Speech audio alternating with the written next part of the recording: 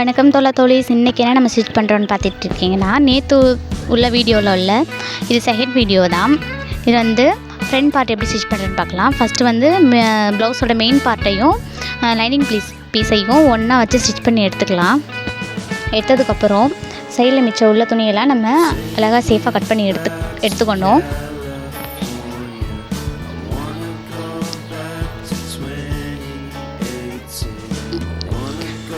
இப்படி ஸ்டிச் பண்ணதுக்கப்புறம் ப்ளவுஸோட இன்னொரு பீஸையும் லைனிங் பீஸையும் மெயின் பீஸையும் அட்டாச் பண்ணி வச்சுக்கலாம்.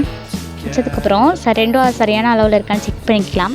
செக் பண்ணதுக்கப்புறம் அது ரெண்டும் சரியான அளவில் இருக்குது. ஓகே, இப்போ வந்து டாட்ஸ் பிடிக்கிறதுக்கு நம்ம அளவு ப்ளவுஸ்லேருந்து நம்ம மார்க் பண்ணி வச்சுருப்போம். இப்போது அதை வந்துட்டு டாட்டாக கன்வெர்ட் பண்ணிக்கலாம். இப்போ வந்து ஃபஸ்ட்டு மெயின் டாட் வந்து பிடிச்சிக்கணும். பிடிச்சதுக்கப்புறம் சரியாக இருக்கான்னு செக் பண்ணணும். ப்ளவுஸ்லேயே வந்துட்டு டாட் பிடிக்கிறதா மெயினான ஒரு விஷயம். இது வந்து சென்டர் டாட்டுக்கு வந்து நம்ம மார்க் பண்ணிக்கலாம். மார்க் பண்ணதுக்கப்புறம் பார்த்திங்கன்னா, இந்த கிராஸ் ஆகிருக்கு ஒரு 1/2 இன்ச்சு உள்ள தள்ளி கட் பண்ணியிருக்கேன். அப்படின்னா மெயின் டாட் பிடிக்கும் போது அந்த ரெண்டு ஏற்ற இறக்கம் வராமல் கரெக்டாக இருக்கும். பிடிச்சிக்கலாம் சென்டர் டாட் பிடிச்சதுக்கப்புறம் இப்போ வந்து ஆம்ஹோல் டாட் பிடிச்சிக்கலாம்.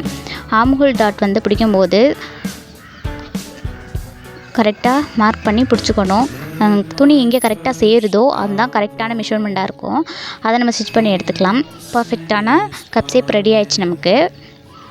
பார்த்திங்களா, அவ்வளோ கீழேயும் நேர் சமமாக இருக்குது. ஆம்ஹோல்லையும் எந்த ஏற்ற இறக்கமும் இல்லாமல் கீழேயும் நல்லா நேராகவும் இருக்குது. ஓகே, இதே அதே மாதிரி இன்னும் சைட் பீஸையில் உள்ளதையும் டாட் பிடிச்சி எடுத்துக்கலாம்.